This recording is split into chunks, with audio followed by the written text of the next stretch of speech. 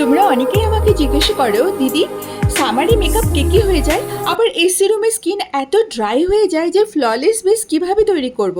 তো আজ আমি তোমাদের দেখাবো আমার একদম go to flawless base makeup, যেটা স্পেশালি সামার সিজন আর এসি রুমের জন্য পারফেক্ট। আর আজ আমি তোমাদের দেখাবো আর একটা জিনিস, ব্রাশ ভার্সেস স্পঞ্জ কোনটাই বেশি কভারেজ পাওয়া যায় সেটা প্র্যাকটিক্যালি। তো ভিডিওটা স্কিপ করো না বন্ধুরা, কারণ শেষে তোমরা ডিফারেন্সটা ক্লিয়ারলি বুঝতে পারবে। তো প্রথমে আমি নিচ্ছি এখানে আমার মার্সের গ্রিপিং প্রাইমার।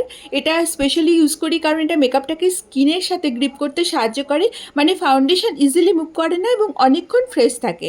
তো আমি মেনলি টিজোন আর যেসব জায়গায় মেকআপ ব্রেক হওয়ার চান্স বেশি সেখানে ফোকাস করেছি।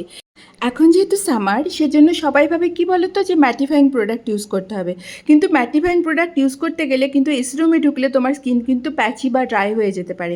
তো এই রিজনের জন্য আমি এখানে ইউজ করেছি সুইস বিউটির রিয়েল মেকআপ বেস। এটা কিন্তু প্রচণ্ড হাইড্রেট করতে সাহায্য করে। তো এই দুটো প্রাইমারি হাইড্রেটিং প্রাইমার, এবং এই দুটোর জন্য একটা গ্রিপ করতে সাহায্য করে আর একটা হচ্ছে মোর হাইড্রেশন দেবে। ভীষণভাবে একটা দুর্দান্ত একটা প্রিলিমিনারি বেস তৈরি করে। তারপরে আমি এখানে ইউজ করেছি ফরএভার 52 এর হাইড্রেটিং ফাউন্ডেশন, যেটা যাদের ড্রাই স্কিন তাদেরও পক্ষেও ভালো, আবার যাদের আবার অয়েলি স্কিন তাদেরও কোনো প্রবলেম নেই। এটা মানে এমন ধরনের এর কনসিস্টেন্সি। তো তোমার যদি স্কিন এসিতে বসে ড্রাই ফিল করে বা মেকআপ ফ্লেকি লাগে, তাহলে এই স্টেপটা কিন্তু খুব হেল্পফুল হবে। কারণ ফ্ললেস বেস ক্রিয়েট করতে না স্কিন প্রিপারেশন খুবই ইম্পর্টেন্ট। আমি সবসময় বলি যে ভালো স্কিন প্রিপারেশন না হলে এক্সপেন্সিভ ফাউন্ডেশন যতই দাও না কেন, সুন্দর বেস কিন্তু কিছুতেই আসবে না। তো এবার এই যে ফাউন্ডেশনটা দেখো, আমি একদিকে যে স্পঞ্জ ইউজ করেছি মানে বিউটি ব্লেন্ডার, সেখানে আমি আস্তে আস্তেই বিল্ড আপ করেছি আমার মেকআপটাকে। একবারে কিন্তু সমস্ত আমি ফাউন্ডেশনটা নিয়ে গালে লাগিয়ে দিইনি ছোপ ছোপ করে। আমি ল্যান্ডকমের ফ্ল্যাট ব্রাশ দিয়ে প্রথম একবার লাগালাম, তারপরে দ্বিতীয়বার, তারপরে তৃতীয়বার, এইভাবে আমি আমার ফাউন্ডেশনটাকে ফুল কভারেজে তৈরি করেছি।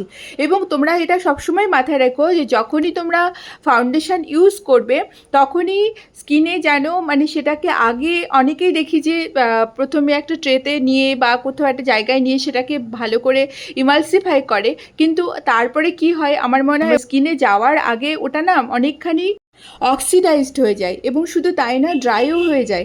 আমি সবসময় প্রেফার করি যখনই তুমি ফাউন্ডেশনটা ইউজ করছো সঙ্গে সঙ্গে গালে লাগিয়ে কিন্তু ব্লেন্ড করতে শুরু করে দিও, রেখো না। তো সেই জন্য অল্প অল্প করে নাও, প্রথমেই এক গাদা মুখে লাগিয়ে নিয়ে গোটা ফেসে লাগিয়ে নিয়ে কিন্তু ব্লেন্ডিংটা করো না। এটা তোমাদেরকে আমি মানে ভীষণভাবে স্ট্রংলি রেকমেন্ড করব এই প্রসেসগুলো।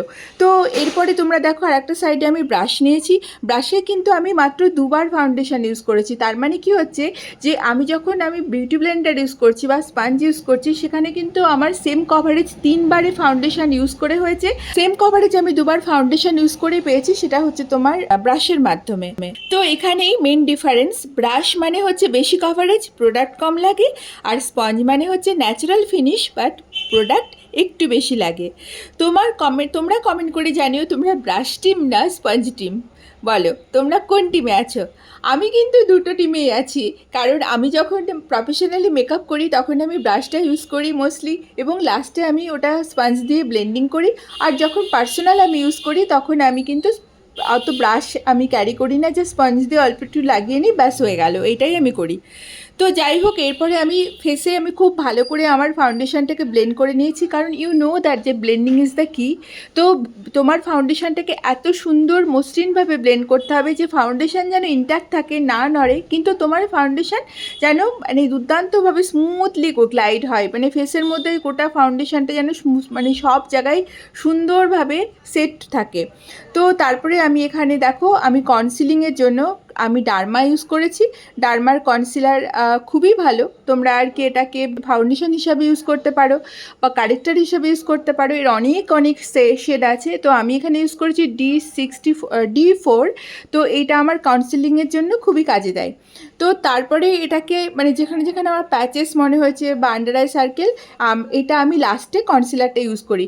তোমরা এটা সবসময় মাথায় রাখবে যে কনসিলার কিন্তু আগে ইউজ করো না। আমি বলবো যে ফাউন্ডেশন লাগানোর পরে তুমি যদি মনে করো যে সেই জায়গাগুলোতে দরকার আছে তোমার কনসিলিংয়ের, তবেই তুমি কনসিলার লাগাবে, না হলে কিন্তু কনসিলার লাগাবে না। কারণ অলরেডি তোমার ফাউন্ডেশনে ওই জায়গাটা অনেকখানি কভারেজ দিয়ে দিয়েছে। তো এইবার তুমি যদি খুব বেশি মাত্রায় প্রোডাক্ট ইউজ করো না সেই জায়গাগুলো কেকি হয়ে যাবে এবং অনেক হেভি হয়ে যাবে। তো সেই জন্য আমি সবসময় রেকমেন্ড করব যে ফাউন্ডেশন লাগানোর পরে তোমার যদি প্রয়োজন পড়ে তবেই তুমি কনসিলার লাগাও, না হলে না। আর লাগালেও সেটা খুব মিনিমাম কোন কোন জায়গায় লাগছে সেটা দেখে ভেবেচিন্তে লাগাও।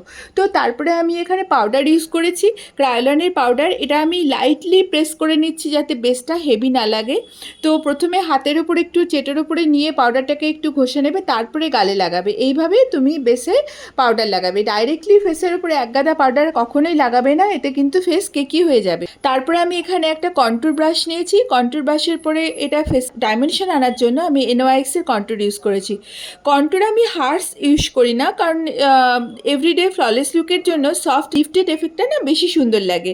তো স্পেশালি চিকবোন আর জ লাইনে দেখবে একটুখানি কন্ট্যুর করলেই ফেসটা ন্যাচারালি মোর ডিফাইন লাগে। তো আমি ডেফিনেটলি তোমাদের সাজেস্ট করবো তোমরা যারাই মেকআপ করো কন্ট্যুর করতে কিন্তু ভুলো না, কারণ contouring is the one of the biggest part of the great face. Shape দেওয়ার জন্য কিন্তু কন্ট্যুর ছাড়া হবেই না, ঠিক আছে? নাহলে ফ্ল্যাট লাগবে। আচ্ছা, এরপরে আমি ব্লাশ ইউজ করেছি। এখানে আমি ইউজ করেছি মার্সের পিঙ্ক ব্লাশ। অনেস্টলি একটা সফট পিঙ্ক ব্লাশ পুরো লুকটাকে না এত ফ্রেশ আর ইউথফুল করে দেয়। সামার মেকআপে আমি পার্সোনালি খুব হেভি ব্লাশ পছন্দ করি না। একটা সফট হেলদি গ্লো লুক কিন্তু ভীষণ ক্লাসি লাগে দেখতে। অনেস্টলি আমার বেসটা না খুব সুন্দর, স্মুথ, হাইড্রেটেড আর ফ্রেশ লাগছে, কিন্তু অয়েলিও লাগছে না। আর সবচেয়ে ভালো লাগছে যে মেকআপটা না কেকেও লাগছে না। যদি তোমরা এসি রুমে থাকো আর মেকআপ ড্রাই বা প্যাচি হয়ে যায় তাহলে এই কম্বিনেশনটা ডেফিনেটলি তোমরা ট্রাই করতে পারো। আর তোমার যদি এরকম easy makeup tutorial flawless base আরও দেখতে চাও তাহলে আমার চ্যানেলটা বা আমার পেজটা ফলো করতে ভুলো না বন্ধুরা। Love you so much. See you in the next video. Till then, take care of yourself. यहाँ वहाँ बस अपना दिल और होश ढूंढता हूँ मैं।